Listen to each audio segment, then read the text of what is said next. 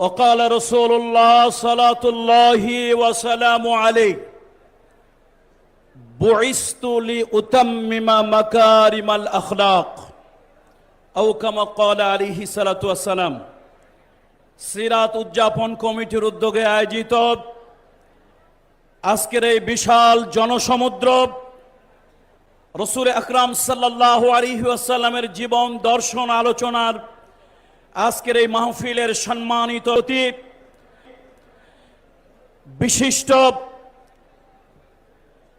আলেমে দ্বীন, অন্যায় অসত্যের বিরুদ্ধে বলিষ্ঠ কণ্ঠস্বর হযরত মাওলানা আবু তাহের সাহেব জিহাদি সাহেব হাফেজাহুল্লাহ, মঞ্চে উপবিষ্ট আছেন বাংলাদেশের আলেম জগতের নক্ষত্রতুল্য হাজারাত উলামায়ে কেরাম, উপস্থিত আছেন বিশ্ব ইসলামী আন্দোলনের অত্যন্ত সুশৃঙ্খল সুনিয়ন্ত্রিত সারা দুনিয়ায় প্রসিদ্ধ একটি সংগঠন বাংলাদেশ জামাত ইসলামীর ঢাকা মহানগরীর উত্তর এবং দক্ষিণের সম্মানিত নেতৃবৃন্দ।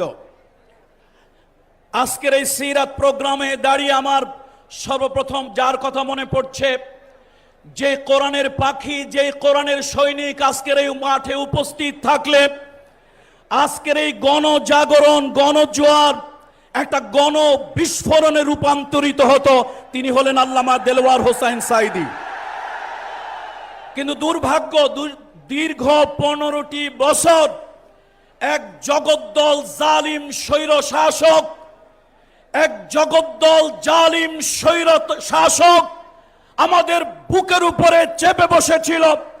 যেই জালিমদের কারণে আমাদের কণ্ঠ রোধ হয়ে গিয়েছিল, যেই জালিমদের কারণে আমাদের দৃষ্টিশক্তি লোপ পেয়েছিল, যেই জালিমের জুলমের কারণে আমাদের নাভিশ্বাস শুরু হয়েছিল, আজকে সেই ছাত্র আন্দোলনের, বৈষম্য বিরোধী ছাত্র আন্দোলনের সেই শহীদদের জন্য আল্লাহ সুবহানাহু ওয়া তাআলার কাছে দোয়া করি।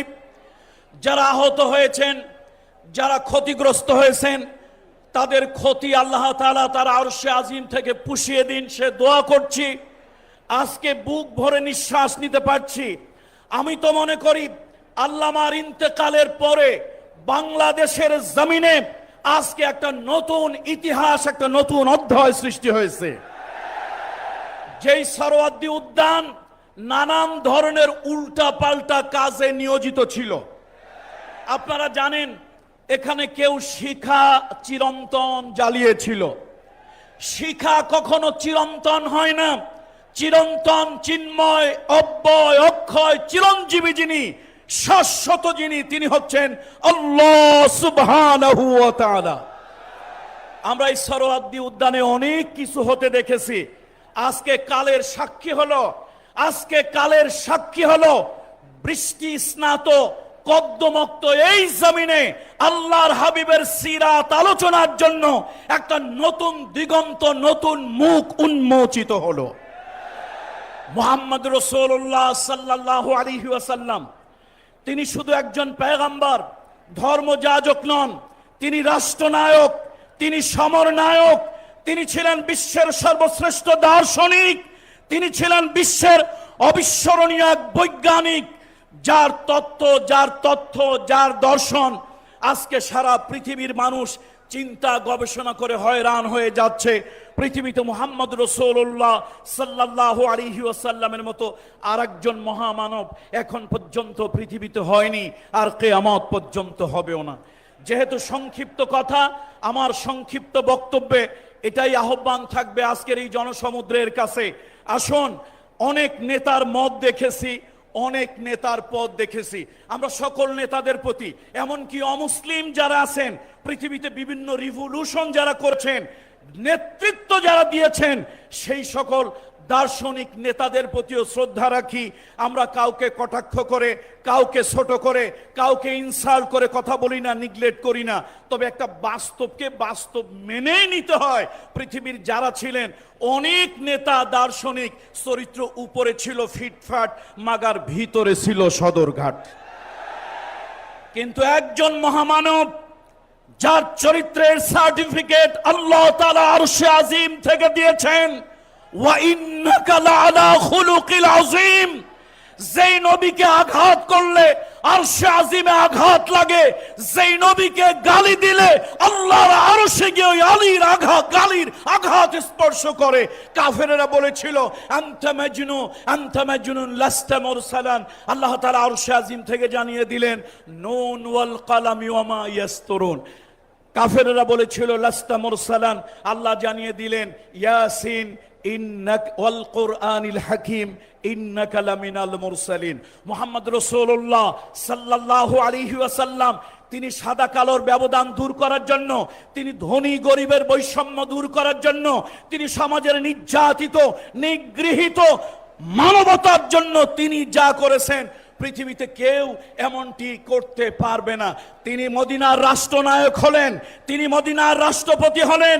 তার সবথেকে প্রিয়, তার সবথেকে কলিজার টুকরা তার কন্যা ফাতেমাতুজ জোহরা বাবার কাছে এসে বলেছিল, বাবা আমাকে একটা খাদেমা দিন, আমাকে একটা খাদেমা দিন, যে বাড়ির আমাকে সহযোগিতা করবে, একজন পরিচারিকা দিন।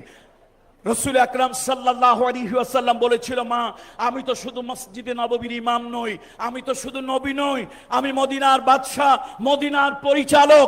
সুতরাং এখন পর্যন্ত এতিমের ঘরে, অনাথের ঘরে, বিধবার ঘরে খাবার পৌঁছাতে পারি নাই। তাদের ঘরে খাবারের নিরাপত্তা, জীবনের নিরাপত্তা, শান্তির নিরাপত্তা যতক্ষণ পর্যন্ত দিতে না পারবো ততক্ষণ পর্যন্ত তোমাকে চাকরানি দাস দাসীর ব্যবস্থা করে দিতে পারি না। শিক্ষা নেন, কত নেতা নেত্রী এলো আর গেল, মাঝখানে সুইস ব্যাংকে টাকার পাহাড়ের উচ্চতা বেড়ে গেল। কিছু তো এমন আছে পারলে গোটা দেশটাই গিলে খেয়ে ফেলেন। সর্বশেষ আমার বক্তব্য থাকবে, যেই নেতা নবুয়তির 40 বছরের দায়িত্ব প্রাপ্ত হওয়ার আগে থেকেই এবং পরে কোনোদিন কোনো মিথ্যা, কোনো অসংলগ্ন, কোনো দৃষ্টিকটু কথা যিনি বলেননি। আসুন, পৃথিবীতে মানতে যদি হয়, জানতে যদি হয়, অনুসরণ করতে যদি হয়, পৃথিবী যদি সাজাতে চাই, এই অশান্ত পৃথিবীকে যদি শান্তিময় করতে চাই, কোন নেতা, কোন নেত্রী, কোন ব্যক্তির আদর্শ দিয়ে নয়, মানবতার মহান বন্ধু, মানবতার মহান শিক্ষক মুহাম্মদ রাসূলুল্লাহ সাল্লাল্লাহু আলাইহি ওয়াসাল্লাম তার আদর্শ দিয়ে পৃথিবী সুশোভিত হোক, সৌন্দর্যমণ্ডিত হোক। তাম পৃথিবীতে জাতি, ধর্ম, বর্ণ নির্বিশেষে শান্তির সুবাতাস বয়ে যাক, এই প্রত্যাশা রেখে আয়োজকদেরকে হৃদয় থেকে উষ্ণ অভিনন্দন। সরওয়ার্দী উদ্যান রাসূলুল্লাহ সাল্লাল্লাহু আলাইহি ওয়াসাল্লামের সিরাতের উদ্যান হলো একটা নতুন ইতিহাস, ইতিহাসে একটা নতুন অধ্যায় সৃষ্টি হলো। আল্লাহ তাআলা কিয়ামত পর্যন্ত থেকে চালু রাখুন। ওয়া মা আলাইনা ইল্লাল বালাগ। ওয়াসসালামু আলাইকুম ওয়া রাহমাতুল্লাহি ওয়া বারাকাতুহু।